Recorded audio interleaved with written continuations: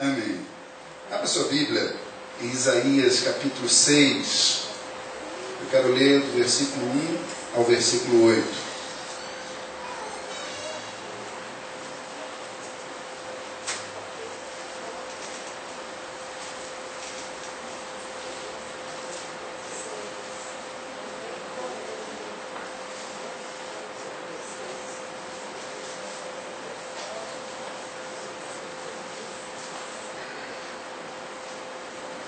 Isaías, livro do profeta Isaías, capítulo 6, nós vamos ler do versículo 1 ao versículo 8. Amém? No ano da morte do rei Uzias, eu vi o Senhor assentado sobre um alto e sublime trono, e as abas de suas vestes enchiam o templo. Serafins estavam por cima deles, cada um tinha 6 asas, com 2 cobria o rosto, com 2 cobria os seus pés e com 2 voavam. E clamavam uns para os outros, dizendo: Santo, Santo, Santo é o Senhor dos exércitos. Toda a terra está cheia da sua glória. As bases do limiar se moveram, a voz do que clamava, e a casa se encheu de fumaça. Então disse eu: ai de mim, estou perdido, porque sou homem de lábios impuros, habito no meio de um povo de impuros lábios, e os meus olhos viram o Rei, o Senhor dos exércitos. Então um dos serafins voou para mim, trazendo na mão uma brasa viva que tirara do altar com uma tenaz. Com a brasa tocou a minha boca e disse: eis que ela tocou os seus lábios, a tua iniquidade foi tirada e perdoado o teu pecado. Depois disso ouvi a voz do Senhor que dizia: a quem enviarei e quem há de ir por nós? Disse eu: eis-me aqui, envia-me a mim. Baixa a sua cabeça aqui. Senhor, nós começamos um ano, e começamos um ano na Tua presença. Na certeza, Deus, de que os Teus projetos para nós precisam ser cumpridos e precisam ser estabelecidos. Por isso, nesse domingo, segundo domingo do ano, nós nos apresentamos diante do Senhor para dizermos ao Senhor: eis-nos aqui, Senhor, eis-nos aqui, estamos à Tua disposição. Queremos ser, ó Deus, canais de bênção do Senhor para a vida das pessoas, para essa geração. Queremos ser canais de transformação, ó Deus, dessa sociedade corrompida. Queremos, ó Deus, fazer diferença na nossa geração para que ela conheça verdadeiramente o Senhor, o nosso Deus. Para que apenas Deus não seja conhecido de ouvir falar, mas que muitos tenham os seus olhos abertos para Ele, Senhor. Por isso, fala ao nosso coração agora. Queremos desfrutar da Tua palavra, Senhor. Queremos ouvir a Tua voz. Em nome de Jesus. Amém. O profeta Isaías é considerado, é chamado pelos historiadores como o evangelista do Velho Testamento, do Antigo Testamento. Isso porque o profeta Isaías é aquele que apresenta Jesus de uma maneira muito clara nos seus escritos. Principalmente ali, falando do sacrifício de Jesus, o texto de Isaías 53 não tem igual. Eu lembro de uma época, quando eu era adolescente, eu estive ligado a um grupo que trabalhava com evangelismo de judeus, e o líder desse grupo, contando uma experiência de um missionário também entre os judeus, disse que esse missionário entrou numa sinagoga, e ali, nessa sinagoga, ele pegou a Bíblia, a Torá, e começou a ler o texto de Isaías 53. E enquanto ele lia, foi se aproximando dele um rabino. E ele lia aquele texto de Isaías 53 e falando ali, mostrando claramente sobre o sacrifício de Jesus. E aquele rabino chegou, tocou naquele missionário e falou assim: nós aqui não cremos no Novo Testamento. E aí o missionário falou: mas eu não estou lendo o Novo Testamento, estou lendo Isaías 53. Então, Isaías é dos profetas do Antigo Testamento aquele que mais claramente fala de Jesus, apresenta Jesus. E Isaías não era um profeta, pelo que os historiadores falam, ele não era um profeta que era de linhagem de profeta. Pelo contrário, ele era de linhagem real. Ele era alguém que fazia parte da família real. Ele tinha acesso ao trono, aos reis de Israel, de Judá, naquela época. Então, ele era uma pessoa muito especial. E esse texto de Isaías 6, ele apresenta Isaías prostrado diante do Senhor num período muito especial, muito importante.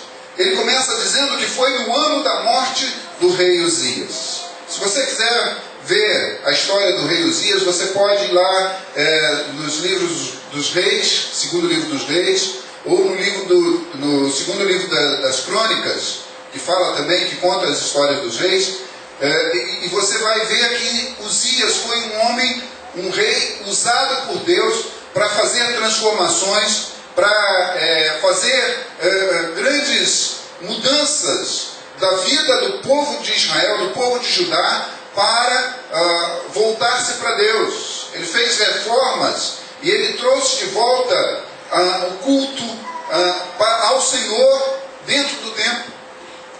Era um homem importante. E ele foi se engrandecendo, o Senhor foi abençoando a ele tanto e dando a ele tanta autoridade que um dia ele pensou que aquela autoridade era para ele, e ele entrou no templo e quis sacrificar como se fosse um sacerdote. E quando ele tentou fazer isso, o Senhor o puniu com lepra, porque aquele não era o papel para ele. O papel dele era governar, era fazer as mudanças, fazer as coisas que ele precisava fazer no nível de governo, mas o papel de sacerdote não era para ele. E aí então o Senhor fez com que ele adquirisse lepra, e aí por causa disso seu filho Jotão teve que assumir o reinado ainda novo, enquanto Uzias ficava afastado, porque a lepra era uma doença, ainda é uma doença transmissível, mas naquele tempo era terrível, não podia ter convívio com ninguém, não podia se aproximar de ninguém, e ele então foi até morrer. E Isaías, vendo todo o histórico do rei Uzias, ele se entristece, até porque provavelmente Uzias era parte da família de Isaías. Ele se entristece, e ele entra no templo, ele vai buscar ao Senhor. E aí, eu creio que nesse momento em que Isaías está buscando ao Senhor, ele está colocando toda a lamentação daquele período, das expectativas que podem surgir, ou que surgem no momento quando um grande homem desaparece da terra. Quando alguém é ceifado, quando alguém importante é transferido de autoridade, né? Nós estamos vivendo isso no momento atual, né? O presidente Lula foi eleito e com muita desconfiança, chegou no final do seu governo com alto índice de popularidade. Alguns de nós temos algumas restrições a ele, mas ele chegou num alto nível de popularidade. E agora o que o próximo governo vai ser? Quais são as nossas expectativas para a presidente Dilma? O que ela vai fazer? Então vamos fazer até um tipo de comparação com isso. Nós começamos a pensar, vai cair tudo por terra. Nós hoje vivemos no Brasil, pelo menos eu, nos meus 51 anos, quase 52 anos, não viu um nível de prosperidade na nossa nação em nenhum outro momento senão nesse. Alguém viu antes? Alguém aqui mais de idade que eu já viu a prosperidade como nós vivemos hoje? Não. Então, a expectativa, o que vai acontecer, quais são os rumos da nação, era isso que estava no coração de Isaías. Era isso que estava no coração daquele profeta de Deus. Mesmo ligado a Deus, ele estava preocupado com as situações. Isso nos traz também o entendimento de que nós, como homens de Deus, como mulheres de Deus, como aqueles que cremos em Deus, muitas vezes botamos a nossa expectativa nas coisas que estão ao nosso redor. As circunstâncias, os acontecimentos que estão ao nosso redor, aquilo que pode nos levar a tristezas, a decepções, a frustrações, estão muito enraizadas dentro do nosso coração. Nós somos muito passionais. Vocês concordam comigo? Nós somos muito passionais. Hoje nós estamos bem, mas amanhã qualquer coisinha que aconteça que abale a nossa expectativa, nos faz ter uma expectativa triste. Alguns são muito negativos, porque quando eles estão crescendo, de repente um tropeço que eles têm, ou um degrau que eles tenham que voltar atrás, faz com que eles pensem que tudo acabou, que não tem jeito, que a situação está entrando em descontrole.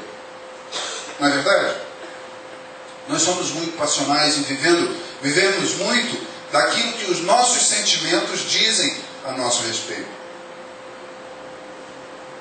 Isaías não era diferente de nós. Isaías não era diferente. Ele estava ali, na expectativa do que iria acontecer com Israel, com Judá, a partir daquele momento. Uzias tinha sido importante, um rei importante. Já há algum tempo ele não estava mais governando, mas ele era o conselheiro de Jotão, seu filho. Então, as expectativas de Isaías estavam tão distantes que ele estava buscando a Deus por coisas dele, por coisas circunstanciais, por situações que poderiam acontecer. E Deus tira o foco do que está acontecendo para trazer o foco de Deus sobre a vida de Isaías.